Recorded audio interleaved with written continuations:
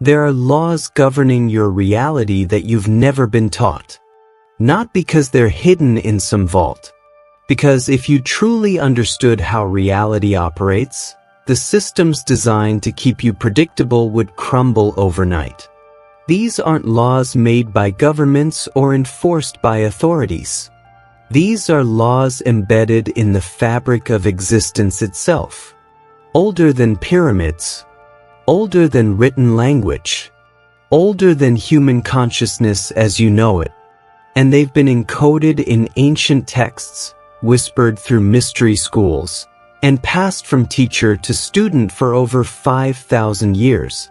All pointing to one simple truth: reality is not random. And those who understand the laws can work with them instead of being crushed by them. The Kybalion, published in 1908 by 3 initiates who remained anonymous, brought these 7 Hermetic principles into public view. But the principles themselves trace back to Hermes Trismegistus, the legendary figure worshipped in ancient Egypt and Greece as the keeper of all knowledge. Thoth to the Egyptians, Hermes to the Greeks, same consciousness, different cultures.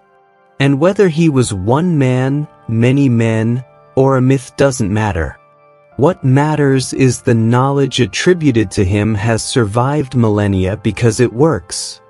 Not as theory, as mechanics, as the actual operating system reality runs on. Most people stumble through life reacting to effects without understanding causes. They try, they fail, they try again, they wonder why the same situations keep repeating, why effort doesn't translate into results, why some people seem to glide while they grind. And the reason is simple. They don't know the rules. They're playing a game without understanding the mechanics. And every move they make reinforces the patterns they're trying to escape. But once you learn the laws, once you see how reality actually functions beneath the chaos, everything changes. Not because the world changes, because you do. And when you change, when you shift your position relative to these laws, the world you experience reorganizes itself around your new alignment. These 7 laws are not suggestions. They're not motivational concepts repackaged. They're the underlying structure of how energy becomes matter, how thought becomes form, how consciousness shapes experience. And they operate whether you believe in them or not. Gravity doesn't ask for your permission. Neither do these laws. They're already operating every moment, every breath, every thought. The only question is whether you're going to remain unconscious of them or learn to work with them deliberately. Because unconscious participation in these laws creates chaos. Conscious participation creates precision. And precision is the difference between struggling and flowing. But here's what most people miss. The 7 laws aren't separate. They're stacked, hierarchical, each one builds on the one before it. And if you try to apply the higher laws without understanding the foundation, you'll fail. You'll try to manifest and wonder why nothing shows up. You'll attempt to shift your reality and find yourself right back where you started. Because you skipped the base. You tried to construct the roof before laying the foundation. And in the architecture of reality, that doesn't work. So these laws must be understood in order, not memorized, understood, internalized, embodied, because knowledge sitting in your head is useless. Knowledge integrated into your being is power. The first law is the law of mentalism. All is mind. The universe is mental. And this doesn't mean the universe exists only in your imagination. It means consciousness is primary. Matter is secondary. Matter is consciousness vibrating at a frequency slow enough to appear solid. Your body is consciousness. The chair you're sitting on is consciousness. The air you're breathing is consciousness. All of it, different expressions of one infinite mind experiencing itself through infinite forms. And you, as a localized point of that consciousness, have the ability to influence the field through your own mind. Not by wishing, by aligning, by understanding that your thoughts are not private whispers. They're signals, broadcasts, and the field responds. Not to every fleeting thought, because if it did, chaos would erupt. But to dominant patterns, to repeated thoughts, to beliefs so deep you don't recognize them as beliefs anymore. They're just how things are. And those beliefs, those mental structures, determine the reality you experience. If you don't grasp this, if you still believe the physical world is the foundation and consciousness is just a byproduct, the other 6 laws won't make sense. They'll sound mystical, detached, abstract, but once you realize that consciousness is the ground from which everything emerges, the other laws become practical tools, levers you can pull, dials you can adjust, and suddenly, you're not at the mercy of reality. You're participating in its creation, not as a fantasy, as a function of how the system actually works. This isn't New Age delusion. Quantum physics arrived at this same conclusion from the opposite direction. The observer affects the outcome. Consciousness collapses the wave function. The act of observation changes what's being observed. And while scientists debate the implications, the ancient Hermetic masters already knew. They understood that reality is not a fixed thing happening to you. It's a responsive field interacting with you. And the 7 laws are the instruction manual for that interaction. Learn them, master them, and you gain access to a level of creative power most people never touch. Not because you're special, because you finally understand how the game is actually played. The law of mentalism is the foundation. All is mind. The universe is mental, not imaginary. Mental, meaning consciousness, is the substrate. And what you call physical reality is consciousness expressing itself at different frequencies. When you think a thought, you're not generating something private. You're broadcasting a signal into a field that's listening. And that field, being mental in nature, responds to mental input. Not to every random thought, but to the thoughts you hold with consistency, with emotion, with belief. Those thoughts become magnets. And what they magnetize is experience that matches their frequency. Your thoughts create your beliefs. Your beliefs create your expectations. Your expectations create your perceptions. And your perceptions create your reality. Not because reality bends to your whims. Because reality is perceptual. You're not experiencing an objective world. You're experiencing your interpretation of signals your senses are receiving. And interpretation is mental. So 2 people can walk through the same event and have completely different experiences. Same external data. Different mental filters. Different realities. And the filter, the mental framework, that's what the law of mentalism is pointing to. If you want to change your reality, you don't rearrange furniture. You shift the framework. You change the mind. And when the mind changes, reality reflects the change, always, because the outer is always a mirror of the inner. So the first law demands responsibility, not blame, responsibility. If all is mind, if the universe is mental, then your experience is not happening to you. It's happening through you. And the moment you grasp that, the moment you stop being a victim and recognize yourself as a participant, You reclaim the power you've been handing away your entire life. You stop asking why this is happening to you and start asking what within you is generating this reflection. And that question, that shift in orientation, is the beginning of mastery. The second law is the law of correspondence. As above, so below, as within, so without, as the universe, so the soul. This law reveals that patterns operating at one level of reality operate at all levels. The same principles governing the movement of galaxies govern the movement of atoms. The same laws structuring solar systems structure cells.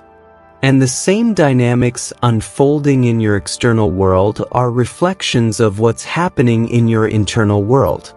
The outer is always the mirror of the inner.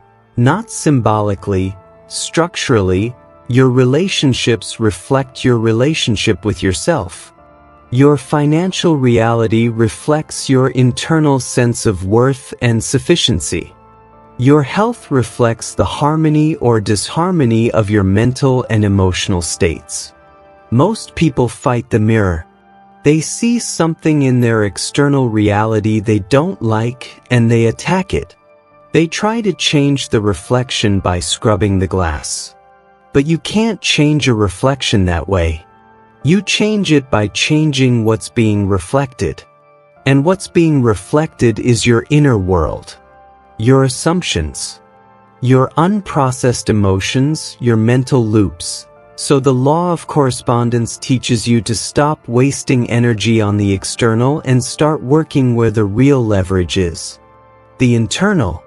Because when the internal shifts, the external must follow, not instantly, not always predictably, but inevitably, because correspondence is law. And law is consistent. This law also means you can understand the invisible by observing the visible. You want to know what's running in your subconscious? Look at your life. It's a printout. A detailed report of the programs operating beneath your awareness. And if you don't like what you see, you now know where to go, inward, not to criticize yourself. To reprogram. To shift the patterns at the source. Because the source is always internal. And the source, when shifted, shifts everything downstream. The third law is the law of vibration. Nothing rests. Everything moves. Everything vibrates. At the most fundamental level, there is no solid matter. Only energy in motion, vibration, and every vibration has a frequency, high, low, and everything in between. Emotions are frequencies. Thoughts are frequencies. Matter is just energy vibrating slowly enough to appear solid. And because everything vibrates, everything can be influenced by changing its vibration. This is the mechanism of transformation. You don't change your circumstances by rearranging physical objects. You change them by shifting your vibration. And when your vibration changes, your circumstances reorganize themselves to match. Not because you force them.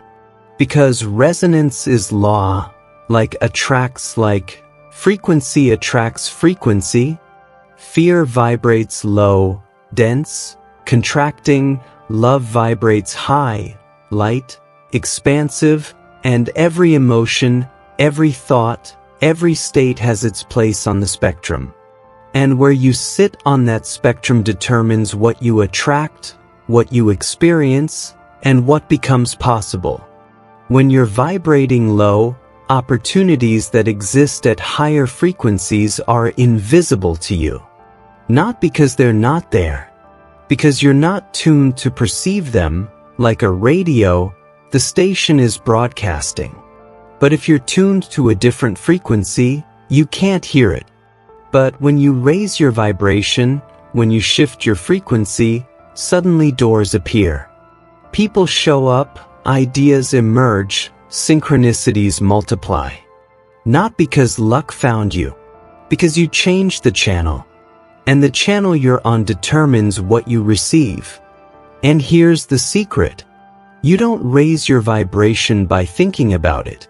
You raise it by embodying it, by feeling it, by living as if you're already at the frequency you're seeking. Because the body is the instrument, and the body responds to state, not words. You can affirm, "I am abundant," 1,000 times. But if your body is tense with scarcity, if your nervous system is braced for loss, the words are empty. The body broadcasts louder than the mind, and the universe listens to the body. So raising your vibration is somatic. It's about shifting your state, your breath, your posture, your emotional tone. And when the body shifts, the vibration follows. And when the vibration shifts, reality bends. Not by magic, by law. The fourth law is the law of polarity. Everything is dual. Everything has poles. Everything has its pair of opposites. And opposites are identical in nature but different in degree. Hot and cold aren't separate phenomena. They're two ends of the same spectrum. Temperature, love, and hate aren't opposites in essence. They're different intensities of the same emotional energy. One end is high frequency. The other is low. But the energy is the same. And this reveals something most people never consider. You can transform one pole into the other by shifting the degree. You don't eliminate cold by fighting it. You increase heat. You don't destroy hate by suppressing it. You raise it into love. Same energy. Different position on the spectrum. This is why resistance doesn't work. When you resist something, when you push against it, you're reinforcing its presence. Because resistance and the thing being resisted are two poles of the same dynamic. You're still engaged with it, still feeding it energy. But when you understand polarity, you stop resisting. You transmute. You take the energy of fear and you don't deny it, suppress it, or fight it. You raise its frequency into courage. You take anger and you don't stuff it down. You channel it into decisive action. Same force, different direction. And that's the art of polarity. Not eliminating the pole you don't want, but consciously moving along the spectrum toward the pole you prefer. Most people are victims of polarity. They swing between extremes. Joy to despair, confidence to doubt, motivation to apathy. And they believe these swings are happening to them. But the law of polarity teaches that you can choose where you stand on the spectrum, not by denying the other pole exists, but by consciously directing your attention, your energy, your state toward the pole you want to experience. And the more you practice this, the less you swing. You stabilize. You find a baseline. And from that baseline, you can move deliberately instead of being thrown by every stimulus. Polarity also reveals that problems contain solutions. Because every problem is one pole. And the solution is the opposite pole on the same line. Lack and abundance, same spectrum. If you're experiencing lack, the solution isn't external. It's on the other end of the pole. And you move toward it not by acquiring something outside you, but by shifting your internal position on the spectrum. You start thinking abundantly, feeling abundantly, acting abundantly. And as you do, you slide along the pole. And as you slide, the external reality shifts to match. Because the outer always corresponds to the inner. That's the second law. And when you combine correspondence with polarity, you gain the ability to transform any situation by transforming your position within it. The fifth law is the law of rhythm. Everything flows out and in. Everything has its tides. All things rise and fall. The pendulum's swing manifests in everything. And this law explains why nothing stays static. Why joy is followed by sorrow. Why growth is followed by rest.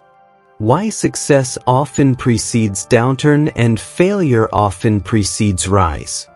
It's not personal, it's rhythmic, it's the natural pulse of reality. Expansion and contraction.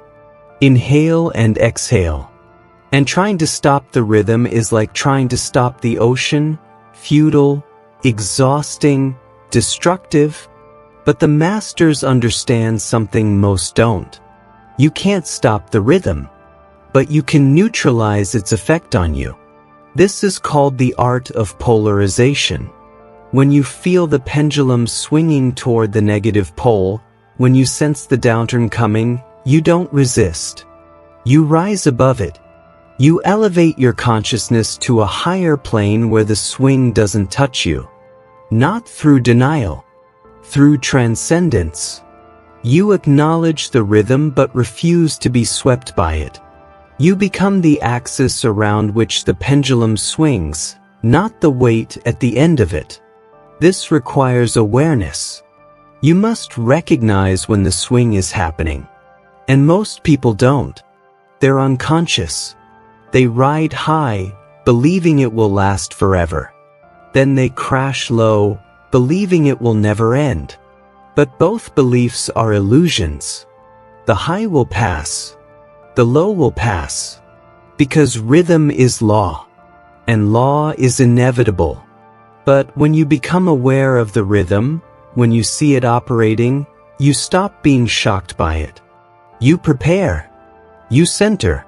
You hold your state. And the swing, while it still happens, doesn't drag you under. You remain stable.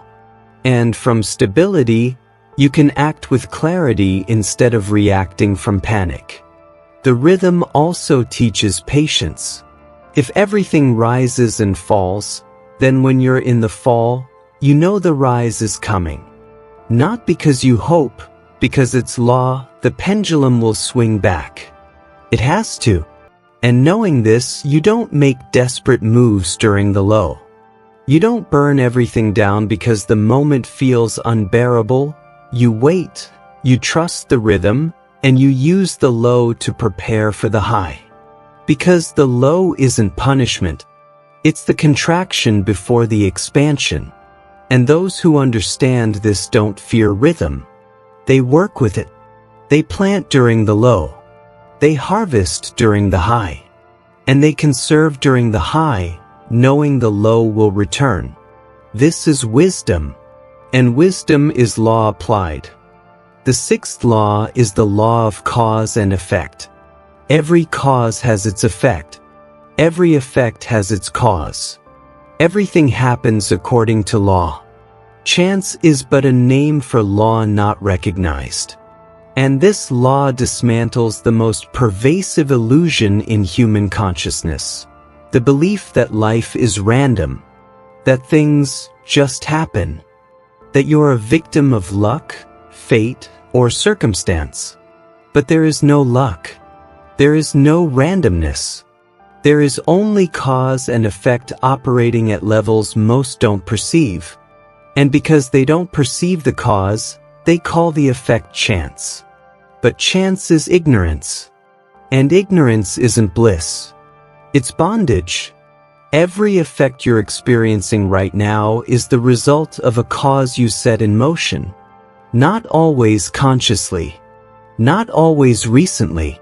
But at some point, through thought, emotion, decision, or action, you generated a cause.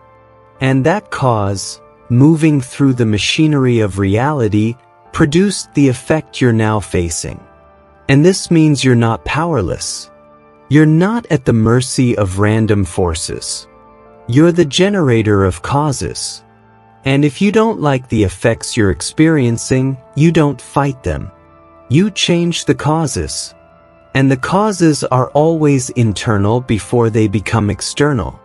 Most people are trapped in effect. They spend their entire lives reacting to outcomes, managing symptoms, putting out fires. But they never go upstream to the cause. And because they don't address the cause, the effects keep repeating. Same relationship dynamics. Same financial patterns. Same health crises. Different faces. Different details. Same structure. And the structure will not break until the cause is addressed. You can manage effects endlessly. But until you shift the cause, the effects regenerate. Like cutting weeds without pulling roots, they grow back, always. The law of cause and effect also reveals that there are multiple planes of causation. Physical, mental, emotional, spiritual. And a cause set on a higher plane produces effects on all lower planes. This is why changing your thinking changes your life. Because thought is a higher plane than matter. And a shift in thought creates a cascade of effects through emotion, through action, through physical reality. But most people try to change their lives at the physical level. They rearrange circumstances. They chase new opportunities. They change jobs, cities, partners. But if the mental and emotional causes remain unchanged, the new circumstances eventually mirror the old ones. Because the external always reflects the internal. That's correspondence, and correspondence is law. But here's the key. To become a cause instead of an effect, you must act instead of react. Reaction is being pulled by external stimuli. Action is moving from internal alignment. When you react, you're an effect. When you act, you're a cause. And the difference isn't always visible externally. Two people can perform the same behavior. One is reacting. The other is acting. And the energetic signature is completely different. And the field responds to signature, not behavior. So becoming a cause isn't about doing more. It's about shifting from reaction to action. From being moved by the world to moving through the world. And that shift happens internally. It's a decision. A reclaiming of agency. A refusal to be tossed and a commitment to steer. The masters understand this. They don't waste energy controlling effects.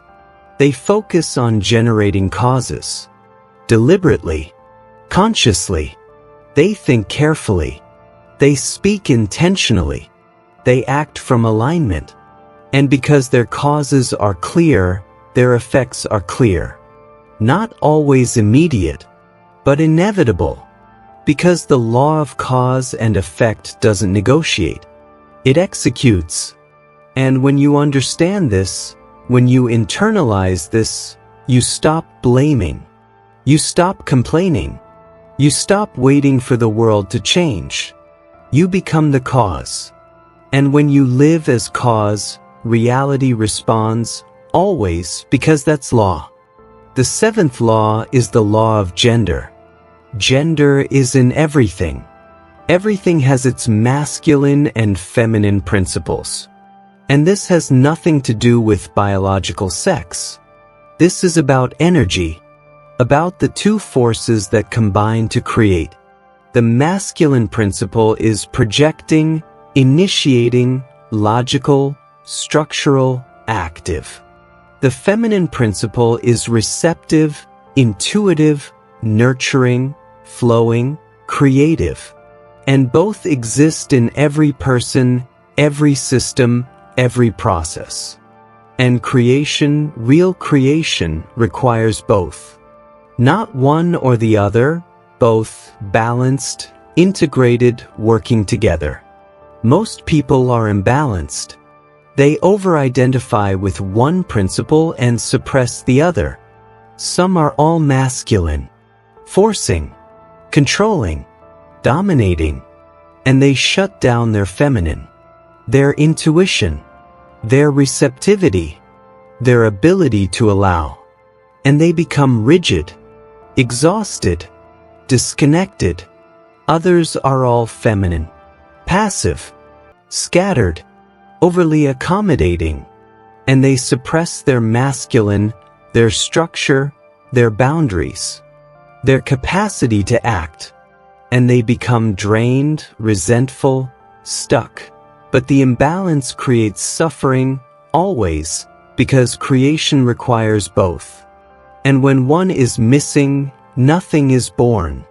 The law of gender teaches that you must integrate both within yourself. You must be able to act and to receive, to initiate and to allow, to structure and to flow. And when both principles are active and balanced, you become whole. You become generative. You become creative. Because creation is the union of masculine and feminine, the vision and the vessel, the spark and the fuel, the plan and the patience. And without both, nothing manifests. In manifestation, this law is critical. The masculine is the intention, the clarity, the decision, the what you want. The feminine is the receptivity, the trust, the allowing, the how it arrives. And most people fail at manifestation because they're only using one. They set the intention but never allow. They visualize but never act. They're all masculine or all feminine, but both are required. You must declare what you want with masculine precision. Then you must receive it with feminine openness. You must move when action is called for. And you must rest when rest is needed. You must push when the door is opening. And you must wait when the timing isn't right. This is the dance. And the dance is gender in balance. The law of gender also reveals that creation takes time. There's a gestation period. The masculine plants the seed. The feminine incubates it. And time must pass before the birth. You can't rush this. You can't force a fruit to ripen. You can't speed up pregnancy. And you can't manifest instantly if the energetic gestation hasn't completed. This is why people give up. They set the intention. They don't see immediate results. And they assume it's not working. But it is working. It's gestating. Beneath the surface. In the dark. And if you abandon the process during gestation, you abort the creation. But if you hold the masculine vision while allowing the feminine process, the birth is inevitable. Not on your timeline, on reality's timeline, but inevitable. These 7 laws aren't separate. They're woven. Mentalism establishes that consciousness is primary. Correspondence teaches that inner reflects outer. Vibration reveals that frequency determines experience. Polarity shows that opposites are the same, different in degree. Rhythm teaches that everything flows. Cause and effect proves that nothing is random. Gender reveals that creation requires both forces. And together, these laws form a complete map, a blueprint of how reality operates. And with this map, you're no longer lost. You're no longer confused. You see the patterns. You understand the structure. And you can work with reality instead of against it. But understanding is not enough. You must apply. You must take these laws and live them. Test them. Use them. Because knowledge sitting in your head is decoration. Knowledge integrated into your actions is power. So take the first law. All is mind. And start observing how your mental patterns shape your reality. Take the second. As within, so without. And start looking at your external life as feedback from your internal state. Take the third. Everything vibrates. and start consciously shifting your frequency. Take the 4th, polarity, and start transmuting lower states into higher ones. Take the 5th, rhythm, and start working with cycles instead of being crushed by them. Take the 6th, cause and effect, and start acting instead of reacting. Take the 7th, gender, and start integrating both principles within yourself. These aren't theories, they're tools, and tools are only valuable when used. So use them every day, every moment, and watch as reality, which once seemed solid and unchangeable, begins to respond, begins to shift, begins to reflect the mastery you're developing. Because the laws aren't there to limit you. They're there to show you how the system works. And once you understand the system, once you align with it, you stop being a victim of reality and become a conscious participant in its creation. Not by breaking the laws, by mastering them. And mastery, as you now understand, is alignment. And alignment is where all true power lives.